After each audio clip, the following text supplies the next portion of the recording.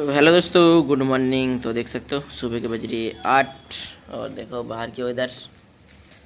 और ये तो भाई बेचारा काल से उल्टी करती ही जा रही है, पता नहीं क्या हो गया अचानक। और पूजा जी वहाँ पे हो रही है तैयार, क्योंकि आज हम लोग जा रहे घर। क्या हो गया?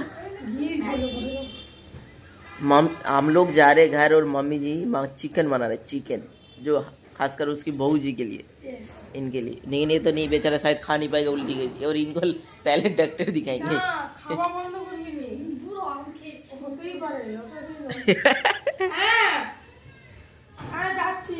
जाओ जाओ जल्दी जाओ। तो हम आ चुका हूँ घर, और इसे देखो घूमने की कहानी सुना रहे ठाकुर माँ को दीदा और हैं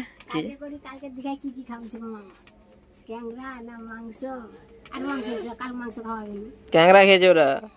অন ক্যাংরা খেয়েছিস? খেয়েছে দিনের বেলা খেয়েছিস তুই? রাতে পিৎজা খেয়েছে, পিৎজা স্প্রাইট লেস। আজকে দেখি, আজকে যাবো কারেন্টের ইসের কাজকর্মই করতে। আরে ঘরের জানলা দরজার যে বুঝতে কথা কই দেবো।